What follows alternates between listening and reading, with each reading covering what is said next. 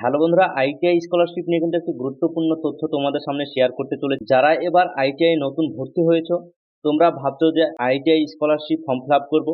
তোমাদের জন্য বলি, তোমরা কোন স্কলারশিপ ফর্ম ফিল আপ করবে এবং কোন স্কলারশিপে কত টাকা পাবে, কোন স্কলারশিপ ফর্ম ফিল আপ করলে টাকা পাবে না, এই নিয়ে কিন্তু তোমাদেরকে বিস্তারিত জানিয়ে দেওয়ার চেষ্টা করব এই ভিডিওর মাধ্যমে। ভিডিওটি স্কিপ না করে শেষ পর্যন্ত দেখতে থাকো।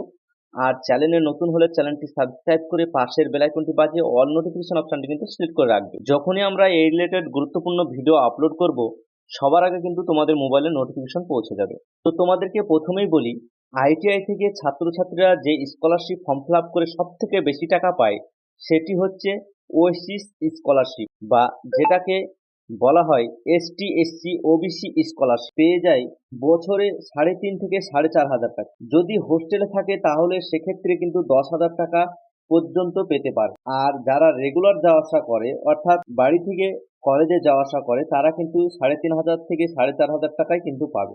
এটা কিন্তু এম গ্রুপের ক্ষেত্রে, আর ই গ্রুপের ক্ষেত্রে কিছুটা কম হবে। তো এই ওএসিস স্কলারশিপ এসটি এসসি ওবিসিরাই শুধুমাত্র এখানে ফর্ম ফিল আপ করতে পারবে, বাকি অন্যরা কিন্তু এই স্কলারশিপে আবেদন করতে পারবে না।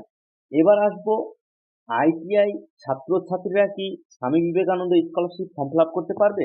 উত্তরটা হলো না। স্বামী বিবেকানন্দ স্কলারশিপের 2022-23 নিয়ম অনুযায়ী যে এলিজিবিলিটি রয়েছে, সেখানে কিন্তু আইটিআই ছাত্রছাত্রীরা এই স্বামী বিবেকানন্দ স্কলারশিপ আবেদন করতে পারবে না।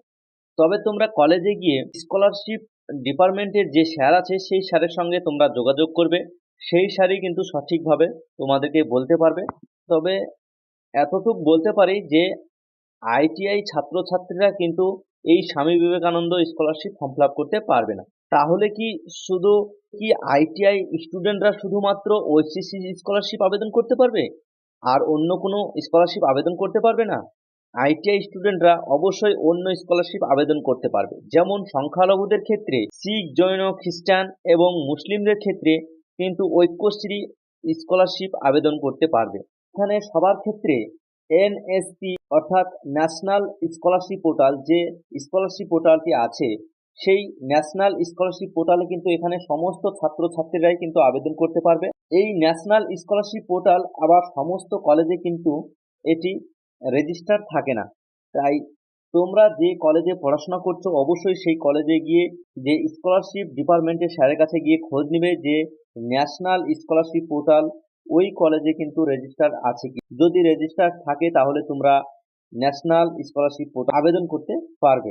এবার একটি সবথেকে গুরুত্বপূর্ণ কথা হলো, আইটিআই স্টুডেন্টরাও কিন্তু কলেজে বা স্কুলে পড়াশোনা করে। তাহলে কি তারা দুই জায়গায় কি স্কলারশিপ ফর্ম ফিল আপ করতে পারবে? আইটিআই স্টুডেন্টরা যদি কলেজে বা স্কুলে পড়াশোনা করে থাকে, তাহলে কিন্তু তোমরা দুই জায়গায় স্কলারশিপ আবেদন করবে না। তোমরা যেখানে ভালো বুঝবে, অর্থাৎ যে স্কলারশিপে টাকা বেশি পাবে, কলেজে যদি স্কলারশিপে টাকা বেশি পাও তাহলে কলেজে তোমরা করবে। যদি আইটিআই থেকে তোমরা টাকা বেশি পাও তাহলে আইটিআই স্কলারশিপ করবে। তোমাদের যেটি ভালো হবে সেই স্কলারশিপটাই কিন্তু তোমরা ফর্ম ফিল আপ করবে। এখানে আরেকটি কথা, যদি তুমি কলেজ থেকে স্কলারশিপ ফর্ম ফিল আপ করো তাহলে কিন্তু তুমি Swami Vivekananda scholarship form fill up করে কিন্তু তুমি আবেদন করতে পারবে। আর যদি তুমি আইটিআই থেকে করো তাহলে কিন্তু তুমি স্বামী বিবেকানন্দ করতে পারবে না। এবং তুমি যদি স্কুলে 11-12 পড়াশোনা করো তাহলেও কিন্তু তুমি Swami Vivekananda scholarship form fill up করে কিন্তু তুমি টাকা পেতে পারো। অর্থাৎ তোমরা যেটা ভালো বুঝবে সেটাই কিন্তু করবে। এবং যে তোমরা পড়াশোনা করছো সেই কলেজে স্কলারশিপ স্যারেদের সঙ্গে কিন্তু একটু যোগাযোগ করেই কিন্তু তোমরা ফর্মটি ফিল আপ করবে। তো আজকের মতন এই পর্যন্ত। ভিডিওটি যদি ভালো লাগে অবশ্যই একটি লাইক করবে, চ্যানেলে নতুন হলে চ্যানেলটি সাবস্ক্রাইব করে পাশে বেল আইকনটি বাজিয়ে অল নোটিফিকেশন অপশনটি কিন্তু সিলেক্ট করে রাখবে। দেখা হচ্ছে নেক্সট পরবর্তী ভিডিও।